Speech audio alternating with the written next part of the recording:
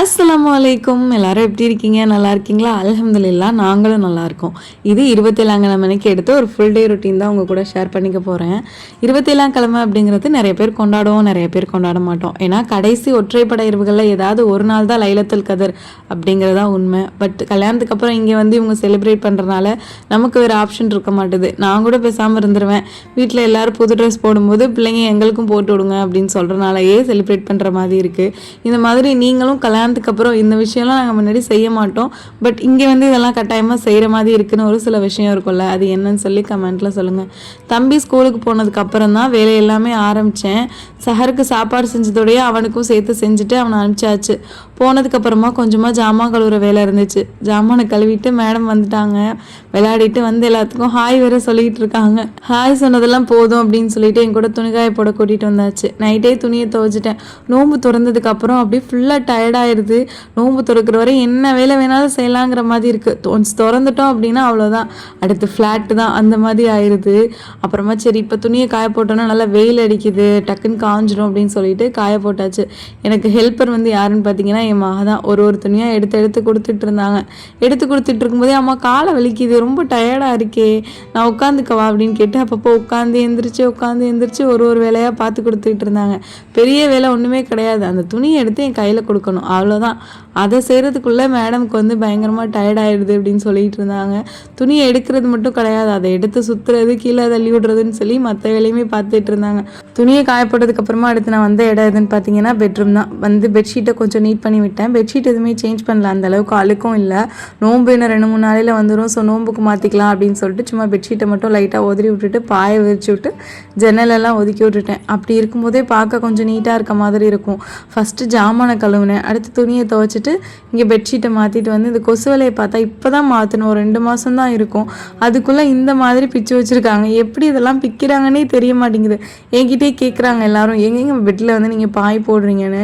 பெட்டில் பாய் போடலை அப்படின்னா பெட்ஷீட்டை அன்றைக்கி பிரித்து அன்றைக்கி கலட்டி விட்டுருவாங்க, போட்டு குதின்னு குதிச்சு. அதனால தான் பெட்டில் பாய் போட்டு வைக்கிறேன். பாயில் குதிக்கிறனால லைட்டாக அசையுது தவிர்த்து அவ்வளோ சீக்கிரம் கலர மாட்டேங்குது. அப்புறமா வீடெல்லாம் கூட்டிகிட்டு மோப்பு போடலாம் அப்படின்னு சொல்லிட்டு தான் வேலையை ஆரம்பிச்சிட்டேன். வீட்டில் எந்த அளவுக்கு அழுக்காக இருந்துச்சு அப்படின்னா, நோம்பு திறக்கும் போது கஞ்சி இருக்குல்ல, கஞ்சி தரையில் ஊற்றுறது, ஜூஸை போய் கிச்சனில் வந்து மிக்ஸ் பண்ணுறேன் அப்படின்னு சொல்லிட்டு என் மகன் நல்லா குழப்பி வைக்கிறது, இந்த மாதிரி பண்ணுறனாலேயே அதில் லைட்டாக அப்புறம் மண் பட்டு பிடிச்ச மாதிரியே இருந்துச்சு. 3 நாள் தான் ஆகுது மோப்பு போட்டு, ஆனால் ஒரு சில இடத்துல மட்டும் இந்த மாதிரி அழுக்கு இருந்துக்கிட்டே இருந்துச்சு. அதோட அதில் கொஞ்சமாக தண்ணி ஊற்றி எந்தெந்த இடத்துல அழுக்கு இருக்கோ அதெல்லாம் ஊற வச்சுட்டு வீட்டுக்கு மோப்பு தான் போட்டு ஸ்டார்ட் பண்ணிக்கிட்டேன். மோப்பு போட்டதுக்கப்புறம் தான் வீடே நீட்டாக இருக்க மாதிரி இருக்கும். இல்லைனா ஃபுல்லாக எங்கே பார்த்தாலும் இந்த கஞ்சியும் ஜூஸையும் ஊற்றி ஒரே வந்து பிசுனே இருந்துக்கிட்டே இருக்குது. நோன்பு முன்னாடி கூட இந்த அளவுக்கு பிசுப்பானதில்லை. இப்போ நோன்பு திறக்கிறனால பிள்ளைங்க கொட்டி விடுறதுனால அடிக்கடி வீடே ஃபுல்லாக பிசுன்னு ஆயிடுது. எங்கள் வீட்டில் மட்டும்தான் இப்படியா, இல்லை உங்கள் வீட்லேயும் இப்படி தான் குட்டீஸ்லாம் ரகலை பண்ணிகிட்டு இருக்காங்களா அப்படின்னு சொல்லி கமெண்ட்டில் சொல்லுங்கள்.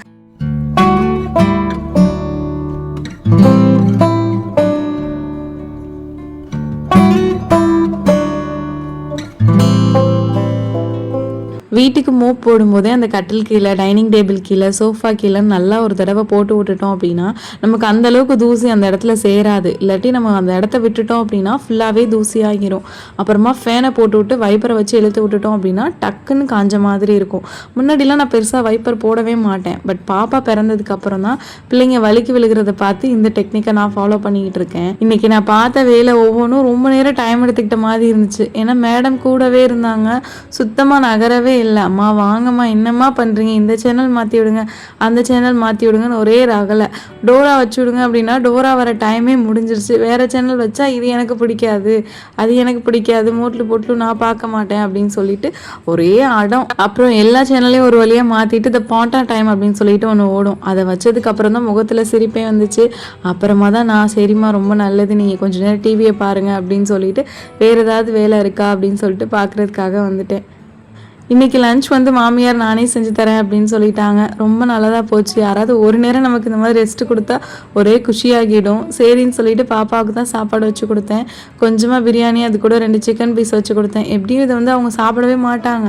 இதுக்கு வேறு ஸ்பூனெல்லாம் கேட்பாங்க. கையில் சாப்பிட்டா சுடுன்னு வேற ரகலை பண்ணிக்கிட்டு இருப்பாங்க. ஒரு வழியாக சாப்பாடை வச்சு கொடுத்துட்டு கொஞ்சம் நேரம் கழித்து பார்த்தா சுத்தமாக சாப்பிடவே மாட்டாங்க.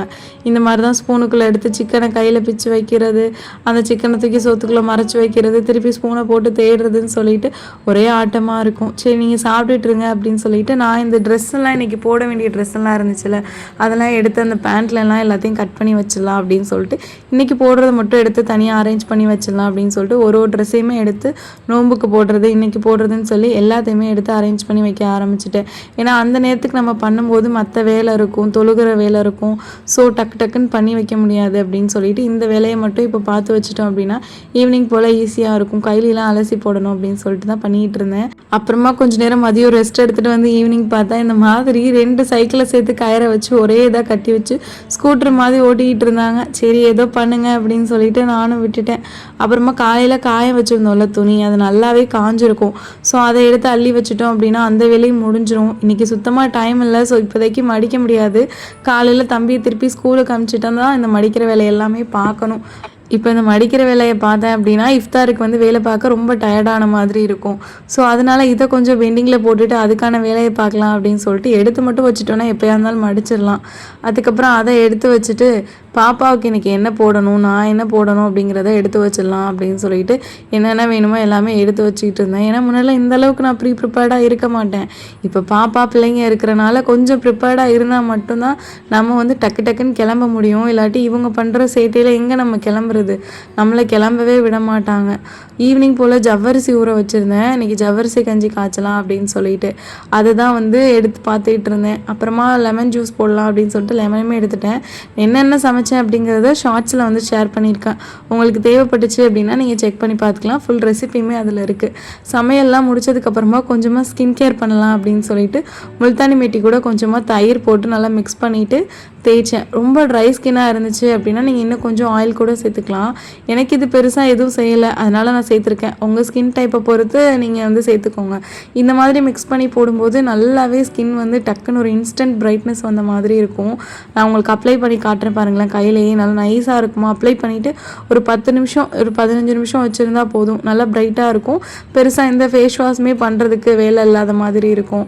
அதனால தான் நானும் கொஞ்சம் நேரம் அப்ளை பண்ணி விட்டுட்டு அப்புறமா வாஷ் பண்ணிட்டு வந்துடலாம் அப்படின்னு சொல்லிட்டு அதையுமே அப்ளை பண்ணிக்கிட்டு இருந்தேன்.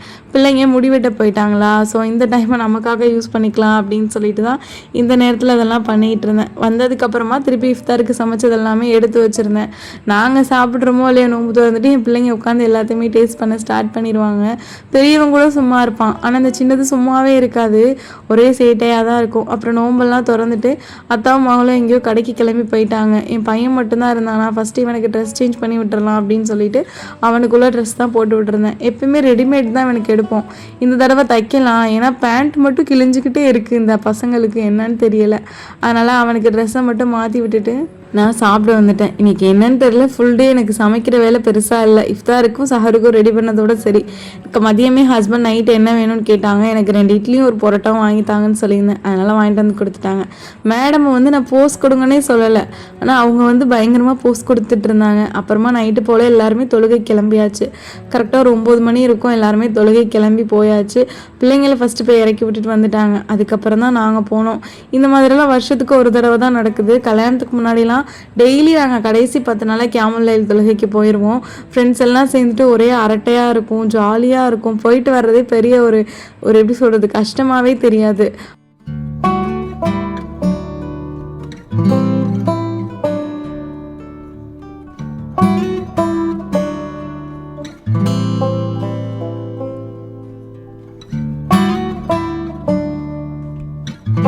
எங்களை விட்டுட்டு அவங்க கிளம்பிட்டாங்க. எங்கள் சின்ன மாமியார் வீட்டில் தான் இன்றைக்கி தொழுகை நடந்துச்சு. அங்கே போனால் இவங்க எல்லா பக்கமும் ஒரே ஆட்டமாக தான் இருக்கும். நம்ம தொழுகிறதா இல்லை இவங்கள பார்க்குறதானே தெரியாது. பத்தாததுக்கு இன்றைக்கி மாடியில் தொழுகைன்னு சொல்லிட்டாங்க. மாடியில் தொழுகைன்னு சொன்னதுலேருந்து எனக்கு ஒரே பயமாக இருக்குது. இவங்க ஏறி குதிச்சா என்ன பண்ணுறது, படியில் உருண்டுட்டா என்ன பண்ணுறது அப்படின்னு சொல்லிட்டு ஒரு வழியாக அப்படி இப்படின்னு தொழுது முடிச்சுட்டு வீட்டுக்கு வந்தாச்சு. வர்றதுக்கே மணி 12:30 1 மணி ஆயிடுச்சு. இந்த விளாக் உங்களுக்கு பிடிச்சிருக்கும்னு நினைக்கிறேன். பிடிச்சிருந்துச்சு அப்படின்னா நம்ம சேனலை சப்ஸ்கிரைப் பண்ணி ஒரு லைக் பண்ணி சப்போர்ட் பண்ணுங்கள். இன்ஷால்லா சூப்பரான விளாகோட அடுத்து மீட் பண்ணுறேன். அஸ்ஸலாமு அலைக்கும்.